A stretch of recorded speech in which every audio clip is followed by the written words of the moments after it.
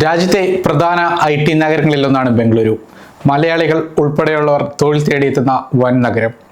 പതിനായിരക്കണക്കിന് മലയാളികളാണ് ബംഗളൂരുവിൽ വിവിധ മേഖലകളിൽ ജോലി ചെയ്യുന്നത്. വിവിധ സംസ്ഥാനങ്ങളിൽ നിന്നുള്ളവരുടെ എണ്ണവും ഉയർന്ന തോതിലാണ്. ബംഗളൂരു നഗരത്തിലെ ജനസാന്ദ്രതയുടെ ഒരു തെളിവാണ് മണിക്കൂറുകളോളം നീണ്ടു നിൽക്കുന്ന ഗതാഗത കുരുക്ക്. നഗരത്തിലെ ഉയർന്ന ജനസാന്ദ്രതയും മറ്റ് സംസ്ഥാനങ്ങളിൽ നിന്നടക്കം ദിനം പ്രതി എത്തുന്നവരുടെ ഉയർന്ന എണ്ണവും നഗരത്തിലെ ഗതാഗത കുരുക്ക് രൂക്ഷമാകുന്നതിന് കാരണമാകുന്നുണ്ട്. ഇതിനൊപ്പം മെട്രോ റെയിൽ നിർമ്മാണവും പുരോഗമിക്കുന്ന പ്രദേശങ്ങളിൽ ഏർപ്പെടുത്തിയിരിക്കുന്ന ഗതാഗത നിയന്ത്രണങ്ങളും തിരിച്ചടിയാണ്. ബംഗളൂരു നഗരത്തിലെ ഗതാഗത കുരുക്ക് പരിഹരിക്കുന്നതിനായി ടണൽ റോഡ് ഉൾപ്പെടെയുള്ള നിരവധി പദ്ധതികളുമായി സംസ്ഥാന സർക്കാർ മുന്നോട്ട് പോകുന്നുണ്ട്. ഇതിനിടെ ഞെട്ടിക്കുന്ന ഒരു കണക്ക് പുറത്തു വന്നു. ബംഗളൂരു നഗരത്തിൽ പ്രതിദിനം 2800 പുതിയ വാഹനങ്ങൾ നിരത്തിലിറങ്ങുന്നുവെന്നാണ് റിപ്പോർട്ട്. അതായത് രജിസ്റ്റർ ചെയ്യപ്പെടുന്നുവെന്ന്.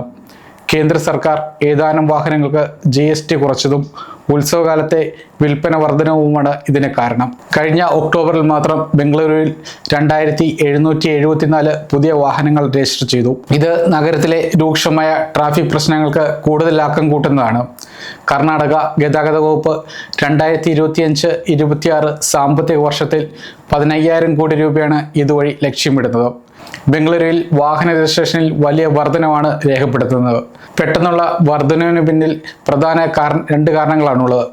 ഉത്സവകാലത്തെ വാഹന വിൽപ്പന വർധന, ചില വാഹനങ്ങൾക്ക് അടുത്തിടെ ഏർപ്പെടുത്തിയ നികുതി ഇളവുകൾ എന്നിവയാണ് പ്രധാന കാരണങ്ങൾ. ഗതാഗത വകുപ്പിന്റെ കണക്കുകൾ പ്രകാരം ഒരു മാസത്തിനുള്ളിൽ രജിസ്ട്രേഷൻ 46% വർദ്ധിച്ചു. സെപ്റ്റംബറിൽ 56,831 വാഹനങ്ങൾ രജിസ്റ്റർ ചെയ്തെങ്കിൽ ഒക്ടോബറിൽ ഇത് 86,114 ഉയർന്നു. പ്രതിദിന ശരാശരി 1,894 നിന്ന് 2,774 ഈ വർധനവ്. സമീപകാല വർഷങ്ങളിലെ ഏറ്റവും ഉയർന്ന പ്രതിമാസ വർധനവാണിത്. രജിസ്റ്റർ ചെയ്യുന്ന പുതിയ വാഹനങ്ങളിൽ ഭൂരിഭാഗവും ഇരുചക്ര വാഹനങ്ങളാണ്. ഒക്ടോബറിൽ പ്രതിദിനം രജിസ്റ്റർ ചെയ്ത വാഹനങ്ങളിൽ 1900 വാഹനങ്ങളും മോട്ടോർ സൈക്കിളുകളും സ്കൂട്ടറുകളുമായിരുന്നു. കാറുകളുടെ എണ്ണം 514 നിലവിൽ ബംഗളൂരുവിൽ 1.2 കോടി രജിസ്റ്റർ ചെയ്ത വാഹനങ്ങളുണ്ട്. ഇതിൽ 83 ലക്ഷത്തോളം ഇരുചക്ര വാഹനങ്ങളും 24 ലക്ഷം കാറുകളുമാണ്. GST നിരക്കിലെ കുറവ് വിൽപ്പന വർദ്ധിക്കുന്നതിൽ നിർണായക പങ്ക് വഹിച്ചതായി ഒരു RTO ഉദ്യോഗസ്ഥൻ വ്യക്തമാക്കുന്നുണ്ട്. സെപ്റ്റംബർ 22 മുതൽ പുതുക്കിയ GST നിരക്കുകൾ പ്രാബല്യത്തിൽ വന്നു. GST നിരക്ക് 28% നിന്ന് 18% കുറയ്ക്കുകയായിരുന്നു. പുതിയ വാഹനങ്ങൾ നിരത്തിലിറങ്ങിയതോടെ സംസ്ഥാനത്തിൻ്റെ വരുമാനത്തിൽ വലിയ മാറ്റമുണ്ടായി. കഴിഞ്ഞ ഒക്ടോബറിനെ അപേക്ഷിച്ച് ഈ ഒക്ടോബറിൽ ഗതാഗത വകുപ്പിന് 230 കോടി രൂപ അധികമായി ലഭിച്ചു. 2024 ഒക്ടോബറിൽ 1,157 കോടി രൂപയായിരുന്നു വരുമാനം. 2025 ഒക്ടോബറിൽ 1,387 കോടി രൂപയായി ഉയർന്നു. 10 ലക്ഷം രൂപയിൽ താഴെ വിലയുള്ള കാറുകളുടെ രജിസ്ട്രേഷൻ കഴിഞ്ഞ വർഷത്തെ അപേക്ഷിച്ച് 4,000 വർധനവുണ്ടായി. 2025-26 സാമ്പത്തിക വർഷത്തിൽ 15,000 കോടി രൂപ വരുമാനം നേടാനാണ് ഗതാഗത വകുപ്പ് ലക്ഷ്യമിടുന്നത്. ഈ ലക്ഷ്യം കൈവരിക്കുന്നതിൽ പുതിയ വാഹന രജിസ്ട്രേഷനിലെ വർധനവ് പ്രധാന പങ്കുവഹിക്കും.